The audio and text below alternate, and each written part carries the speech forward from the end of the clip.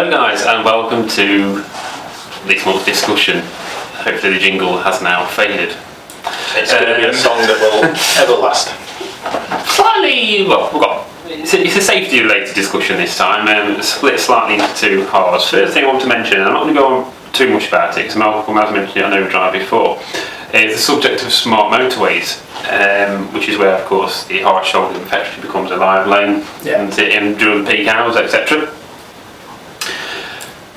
It's come to my attention really, I suppose, after reading an article a couple of weeks ago in a publication, that this is particularly affecting the classic car community, and as enthusiasts ourselves, it's prevalent. There's certain cars, I can't remember the exact year that it was, I think it was either sort of late 70s, early 80s, and before then, hazard warning lights on cars weren't standard equipment. Most cars I think probably had them, but they weren't law. I think they were outside this country. Were they? Because I'd definitely say outside the country, but not the UK. Because the Marcos we did a couple of episodes ago, that has hazards in. And that was originally around in the late 60s. Yeah. So obviously they did feature that. I think it was a bit hit and miss. Some cars followed the trend, some didn't. And now this is important because obviously classic cars, I suppose naturally due to their age, are I suppose more prone to breaking down. This fact, unfortunately, as well as looked after they may be. And obviously they do cover a decent mileage, a lot of classic cars, especially during the summer months, going to different shows, that kind of thing. And obviously a lot of these shows mean going on a motorway. They're quite some distance, a lot of them, from where people live. And obviously then you've got, the potential issue there of a car breaking down on a motorway with no hard shoulder.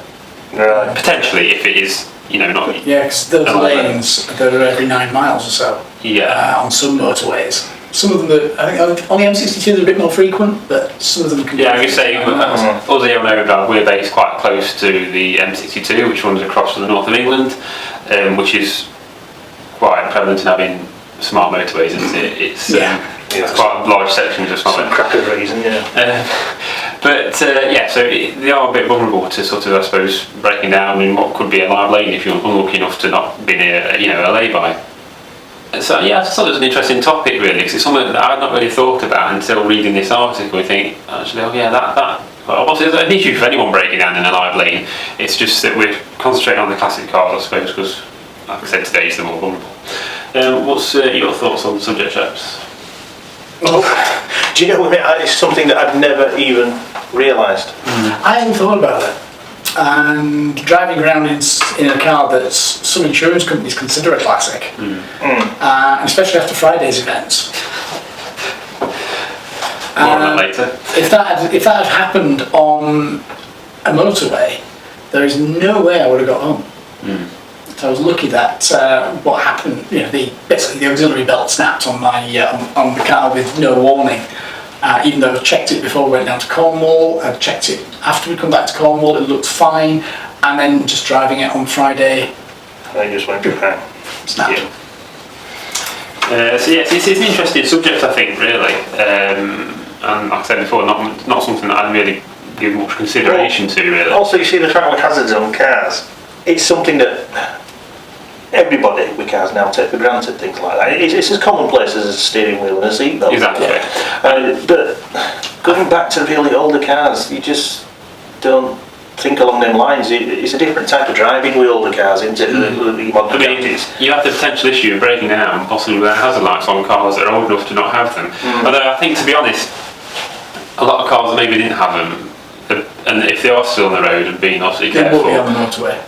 Well, there's that, but they've probably been retrofitted with them. Even if they haven't, maybe they're taken to shows via trailer now. There is that as well, of course. I just thought it was an interesting topic. But I think on a whole, breaking down on a motorway can be very daunting.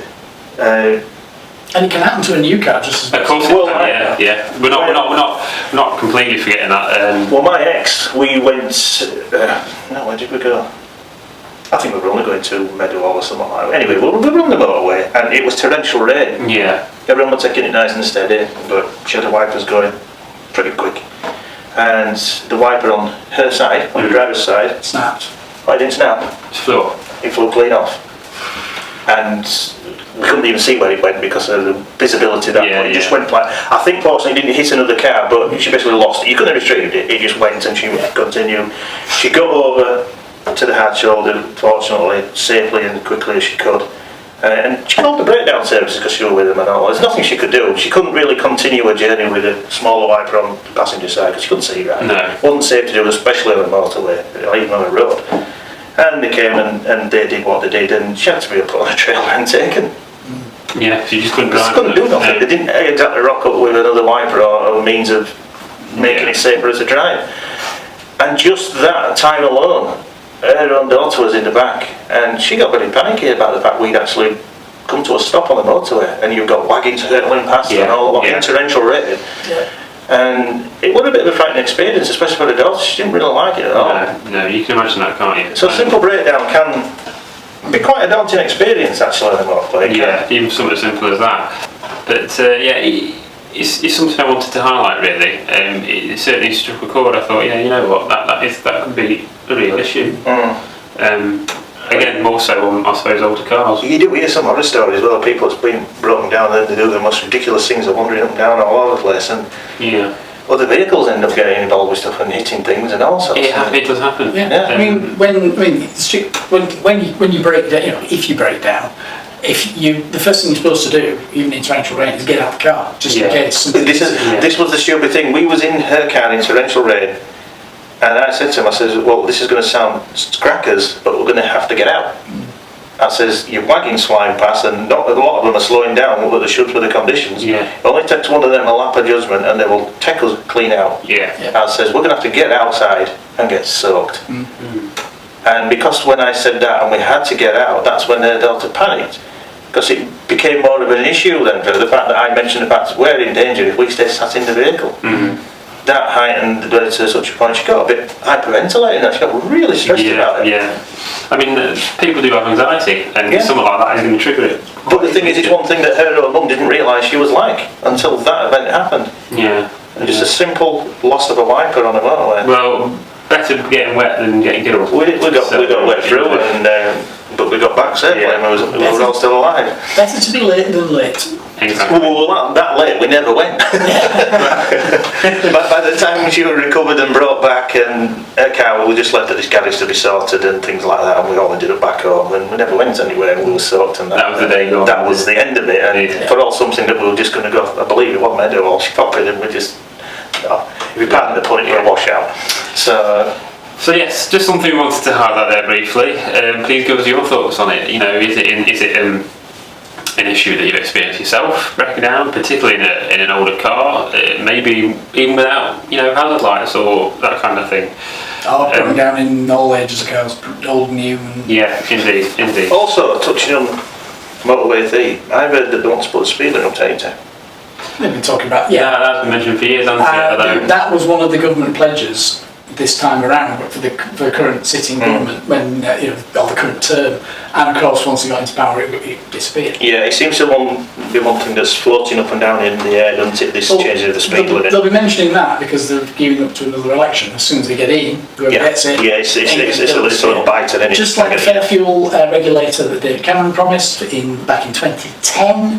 Actually 2010 I think as well was when motorway speed limits were mentioned. It was another mention. We are now nearly 10 years on, 9.5 years on, neither of these things that were promised have actually come to fruition, and basically we were given other things that we weren't actually promised, apart from the 2015 election, which just made things. But you look at it on the whole, I mean, you got your 70 mile an hour speed limit, and I can guarantee everyone watching this, all of us ourselves, anyone has never ever stuck to 70 mile an hour on the motor. Well, here's the stupid thing, and we've gone way off here on topic, but it's kind of gone relevant in a way. But the 70 mile an hour speed limit was originally put in as a temporary measure on the first Gulf oil crisis back in the 60s.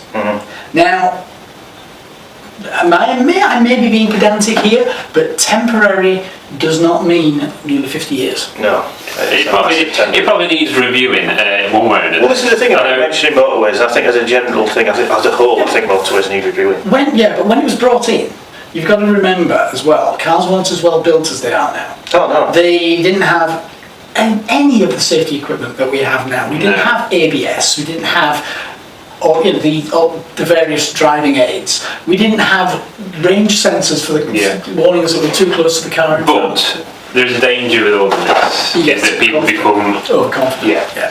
There is. No matter what car you're in, no matter how many airbags or safety systems or radars it's got on it, you are not invincible. The most important thing is the nut behind the steering wheel. Yeah. The nut holding the steering wheel. You can have an accident. This is where the debate on the speed limit comes in. Yeah. We've talked about breaking down. It's scary to have a car going past you at 70 miles an hour. Well, I know this from now, imagine that car going past 80 or 90 miles an hour. Yeah. Where the danger level has just gone. It has, yeah. So there's a lot to think about. But also, when they mention things like your stopping distance, for your average speed, and it says to be so many cars, or blah blah blah. As it has been proved, and I will say it was Clarkson that did it in a certain car, and he did double the required speed, right, in this high-powered car. And when he slammed the brakes on, his stopping distance was half what was claimed for the normal speed. So basically, what he was actually making out is the more powerful the car is, the more the braking system and things are better for it to stop. But the thing is, can the average person afford a car with that braking system? Well, not all of them, no. But then this goes back to what you said. It's all right having all these fancy aids and being able to, let's say, brake in half the time. But what happens if a person doesn't react in that time? Then that's gone out of the way. I mean, if you look at it at 70 mile an hour, your reaction time from seeing something and then hitting the brake is a good, quite a few tens of meters. And that's in what, half a second? So the aids might all be there, but it's the one aid that's behind the wheel that has to be the main one. And that's the thing, and that's the thing that hasn't changed. Yeah. Is we haven't evolved to cope with the extra speed. Cars have evolved, people haven't. And that's the thing. In fact, I'd argue that to an extent, because of overconfidence with safety modules and stuff like that, as drivers we've devolved. Yeah, you see, it's a possibility. I don't like a lot of these driver aids. Things like you've got your hill start assist, simple things like that. You shouldn't have none of these driver aids because it's making the driver lazy. When you pass your test and you learn how to do certain things, there's a lot of cars now that are taking them things out of the equation that you don't have to think about or do anymore. And I don't think that's right. I think you're lazy as a driver. Well, the thing was, I'll come back to you in a minute on this one, but just to raise this because it is relevant. When my wife was training to be a driving instructor, we had the Fiat 500, which was absolutely awful. It has been mentioned before. And it was one of the small, cheaper diesels. But the thing is, you didn't have hill start assist, but the clutch control was such that you basically just had to bring the clutch up, tap the accelerator slightly, and it held it there. It wasn't a feature, it was a bad design of the car. But if you've got that doesn't teach you how to drive a car. It doesn't teach you how to control a car. If you've got these things, you learn how to use aids. Then when you get out into the real world and you've got to buy your first car and you've got to buy something that's a couple of years old that doesn't have these things, what do? You're back to basics, aren't you? You're back to basics, which you haven't been taught. Which is bringing on to my pet hate of electronic handbrakes, but we'll skip over that because that has been mentioned in a previous video. Now you see, when I had my Mondeo, it has a little toggle electronic handbrake. I'm going to start doing the Hovis theme in a minute. It was well. The thing is, it was strange. All the cars leading up to my Mondeo were all handbrake. And for a long time when I had that car, I was coming on the drive, parking it wherever, and I was still reaching for something that wasn't there. Same as when I was setting up, I was going to put something down that is no longer there, and it took so long to get used to. Just to the point that I got used to it, I got rid of the car and got one with a handbrake. And then it felt so strange reaching for a handbrake, and this is the thing. Now, I've driven, the first car I ever had, or ever drove with without electronic handbrake was the Tiguan. And I had it for a day. And I spent all day, every time we got to traffic lights, and it was automatic apply, automatic release. Annoyed it. I'm really annoyed with it. Now don't get me wrong, I loved that Mondeo, I loved a lot of features about it, but I still think it should have had a handbrake in it. I don't like the idea of a little bit. And you can't do handbrake turns. We wouldn't do that anyway, would we? You can. Someone's done it in car park where I work.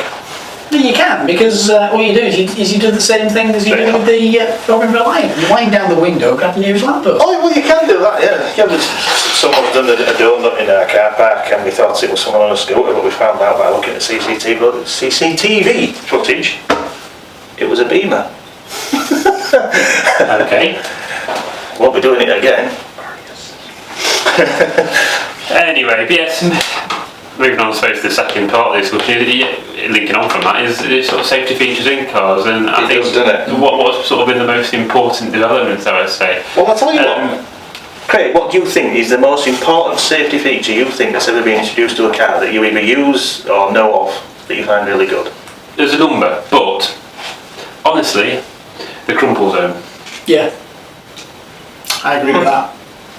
Because no amount of, well, the sort of supplementary safety features are going to work with it if the car is just going to crumple into a tin can. But it's designed to crumple for a reason. It absorbs as much of the impact as it can. Yeah, and it's really important. If your car was as rigid as, sort of a gate post, you'd feel you're going to die. Yeah. Simple as that. Which is one of the reasons why deaths have actually come down. Well, my brother actually did when he had an old Ford Escort, a Cosmopolitan one, white. That was Mark III, wasn't it? Yes, very, very square, boxy one, very close to like the Ford Orion looking. Yeah. And he was struck from behind by a Volvo estate. Same sort of age, but as you know, them cars were built like tanks. And it just squashed the back end in and shoved him into a Mitsubishi Shogun, so then his front end in there, and he was basically looking about this much, and he was inside the car. Yeah. If anyone would have been on the back seats, they wouldn't have been here now. But then again, the Mark III and the Mark IV as well, but as a result, weren't actually that well designed in terms of rigidity. Which is why they never did well in rallying. Well, this is the thing, how you say how times have changed with cars and how safer they are with all these crumple zones and areas that are designed to basically just break away fast and not. Well, you do realise there's actually people suing car manufacturers because their airbags haven't gone off. Yes, but you see that now. But you've got to realise, in an accident, there's various stages of an accident, and if the airbag goes off, that's the car's last-ditch attempt to save your life.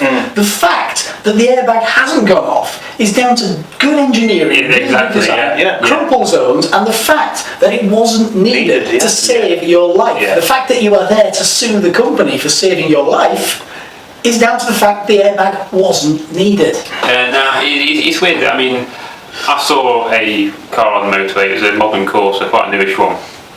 They had an accident a couple of days ago, and the airbags had gone off, and obviously you can see the front of the car just crumpled on the back of the BMW, and it just crumpled. But like Malcolm said, that's the car's last-ditch attempt to go to help you, basically. And so we'll talk about different features, but on that subject, we'll talk about airbags. As far as I'm aware, the first two cars actually that had standard, and that's the important word here, airbag fitted in the UK at least, was the Honda NSX and the then new Honda Legend, I believe. That was the first one that actually had, I think, a standard airbag. It was available on Mercedes models before then, going back into the 80s, but it was a hugely expensive extra. I think it was about £1,000. 760, Volvo 760 as well. Not as standard. No. It was in the States. Volvo's in the States had it back in the 80s. But yes, the Honda Legend and the NSX were the first ones, I believe, in the UK at least, in around 1990, 1991, I think it was. Like I said, it was available on Mercedes models on the driver and passenger side, but it was very expensive. It was about £1,000 a side, which most buyers didn't really. You see, I remember with some cars going back a long time where you've only got a driver's airbag. And sometimes I'd be driving like that. I've had cars like that, and I think I'd look at the passenger with no airbag, and I think, well, you're not going if we have an accident. If everything works properly, even if the airbag deploys, you should have seatbelt restrainers in most cars. Tensioners. So that's a little explosive charge, just like an airbag is. But that helps pull you in to stop you from going forwards. And again, if the airbag's actually needed, that means the structural integrity of the car has failed to an extent that the dash is coming towards you. I mean, I think it's an interesting topic. I believe around about 1994, that's when cars in this country at least started to become more prevalent. Because I know that's when it became standard on the Ford Fiesta and the Escort, and on L plates. Rover started to introduce them on certain models as well, 800, 600. Metro, 100. No, well, it was on the 200, but only on certain models. The Cabriolet, the Coupe, and SLI versions, I think, of the 200 and the 400. More basic ones didn't. The Rover Metro, or as it became the 195, as Malcolm has pointed out, was only ever optional. And the thing was, it was useless because the whole Yeah. car. The thing was, before NCAP, there was another testing. I can't forget what the name of the testing scheme was, and they praised the Metro because when you crashed, the steering wheel moved out of the way. So if you went forward, you didn't hit the steering wheel. And of course, when it came to the Euro NCAP test, and this is why the Metro got panned and withdrawn very, very quickly. That feature was never taken out, so this airbag was put in. The airbag would be deployed, but it didn't go off that way. So they've Completely missed the driver. Yeah, and the driver would have missed the steering wheel, but the fact was, Missed the airbag. We got this airbag, and it was completely useless. But it wasn't, the car, that didn't happen, the steering wheel going off like that didn't happen because it was designed that way, it just happened because it was a No, it was designed that way. That was one of the safety features of the Metro when it was released. to veer the steering wheel in the direction. But once it had been fitted with an airbag, I mean, you want the airbag to actually be in front of you. But one of the things they never did, the wheel. when they redid the Metro over all the years, they never took that part of the design out of the car. That's a design feature of the car, which at the time was a lauded safety feature. Yeah. But it's an interesting feature, and obviously I remember when the car started to get side airbags as well. Yeah. And, The side curtain airbags and things. and then you got the curtain one. Yeah. Now, the first one that, I don't think it was the first car, the first one I remember actually that had the side airbags in the seats was the Toyota Avensis, when that came out in 97 or that's around 97, 98. And that was the first car I actually physically remembered Well, I remember my seeing that. Z-Tech Focus having side airbags and things like that. Yeah, it was standard on when the Mark 5 Astra came out, so 2004. They all had standard side airbags then, and all but the very basic one had curtain ones as well. But then there's all this where your impact beams in doors, and doors becoming so heavy that they're hard to But open. then again, the impact beams can be a problem because if you've actually been hit from the front or the side or whatever, and for some reason the shell's crumpled, those safety beams might have stopped you from being hit by the vehicle, but they've now just wedged you into the car. It's a bit of a twofold situation, isn't it, where they can save you, but then Now, you're getting out. one of the features I do like on the 75, for example, is what they call a ring of steel. So the idea is the whole of the edge around the doors is solid. Right. So it's going to take a lot of damage to buckle them, so you should be able to always open the doors. All right, yeah. Serious rear accidents, serious front accidents, even sideways accidents, if the door's able to be opened, you should be able to open the door. Yeah. And then, depending on to smart cars, when they came out, everyone was like, oh god, that's going to be terrible in a crash, until they actually crashed it and realised that's actually not that bad. It's the cage, it's like a safety cage, isn't it? And you can see on the car, the cage goes round the door. Yeah. So you've got a small bit at the front and a small bit at the back, but inside that is basically meant to be safe. They designed an impact zone. And a really solid caged impact zone, and then bolted on the crumple zones, which is basically your engine area and your boot afterwards. But also, here's the thing: they have all this with the cars where they make it as safe as they can for the people inside if there's an accident. But also now they go the other way, where they make them as safe as possible if you actually hit a pedestrian. This is another subject, isn't it? This was brought up, around this first being brought up with the Ford Sierra, and they were showing how the bonnet could basically buckle in and bounce a bit. They said, it's for the safety of the driver. No, it wasn't. That was Ford going, oh, yes it is. No, that's Ford being tight arse and actually taking out structural integrity underneath the bonnet. Yeah. And then it's like, yes, we did this for the pedestrian. Yeah. You could polish the bonnet and you could press on it and go, like that, press down. The bumpers were there for the pedestrian. The bumper was designed to minimise impact on the pedestrian, but the bonnet, that was way cheap. Ford being cheap, but then realising, that could actually be quite beneficial. But then we get all these, don't we, where there's certain areas of the car, if you strike a pedestrian or something like that, they're all designed to just bounce clean off and snap on and crumple away really quickly, so it minimises injuries to them. But makes a mess of your car.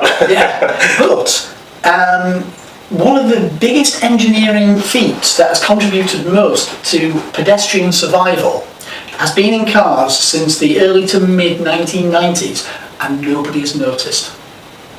You're so right there. I haven't even. Do you know what I reckon? I might have an idea what it is. I'm going to take a guess. Go on. Concealed windscreen wipers. No. Nothing to do with windscreen wipers. It's nothing to do with the outside of the car. It's actually on the inside of the car. It's probably your ignition. Nope. No. Is it stuff under the bonnet which is designed to be so not sharp Nope. or something like that? You know, funny. Nope. Don't tell me it's your gear shift. Nope.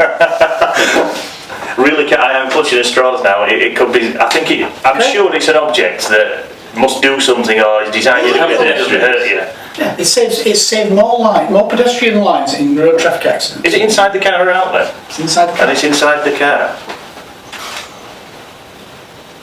Something that would actually aid I've the got them pedestrian before. not I've getting got them. hurt, but it's inside the car. Have you ever driven along with a sat-nav that tells you your speed? And you look at your speedo and you think, my sat-nav says I'm doing less than that. Oh, exactly. Because you are. Overreading speed. Now, Yeah. here's the thing. Yeah. My Fiesta, you can set it on where it tells you Yeah. your speed. 0 to, let's say, 30. Well, when you look at it and it's saying, if it says on there you're doing 30 and you look at your needle, you're not doing 30. No. And I've spotted a thing which is right. When I come out of work, you'll see them dotted about all over the place, but there's these little friendly signs that basically tell you your speed, what you're doing. Yeah. If you're doing up to 30, or let's say around to 32, it'll say it in green. Yeah. Green's good. Yeah. Anything over it, it'll say it in red. Oh, you're going over.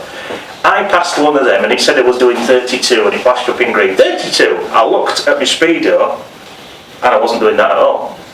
So I thought to myself, well, one of you's wrong, either my speedo's wrong or the sign's reading wrong. It were about a couple mile an hour out. And every car we're getting this same thing, we're not what you My say. favourite app is this one. It's Talk Pro. And I'll just wait for that message to come off and I'll show it to you. So I've got it set up. It's a lovely little app. So you can do diagnostic on there as well, but I've also got the speedo. So I know closer to what I'm actually doing in terms of speed than what my speedo's telling me. And this brings up another safety problem. How many times have you been around, going up to a speed camera and the person in front, you're in the 30 zone and the person in front jams on the brakes to do 25 mile an hour, just to be sure. Yeah. What they don't realise is they were closest to doing 25 mile an hour when they thought they were doing 30, then what they now think they're doing 25 mile an hour. So there's that leeway, isn't there, where There is. speed cameras and even the signs that tell you speed are concerned. The thing is, if you follow your speedometer, there is no way in hell you will ever get done for speeding because you're actually not doing the speed limit. You're doing around about 10% below. So if you see you're doing 30 when your speedo says you're doing 30, you're doing about 20 some. Yeah, you're doing 27. 27 to 28 at a push, yeah. And, all these people who rush along thinking, oh, yes, I'm doing 80 on the motorway. They're not. You're not. You're doing about 74. Yeah, exactly. Yeah. Yeah. Another feature to talk about, I suppose, is sort of traction control systems, the ESP, that type of thing. Now, The one I like to turn off. ABS, of course, we all know. ABS, anti-lock braking system, has been around for quite some time now, well into the 80s and before, probably, I think. Started to become more common on cars in the 80s. Mercedes were testing ABS back in the late 60s. Yes, I think in the 80s that's when cars started to get it more commonly. ESP was actually, I suppose, invented, as you say, literally by accident. And not extra sensitive perception. Now, ESP, Malcolm, you probably confirm this for me, you're into the engineering side of things.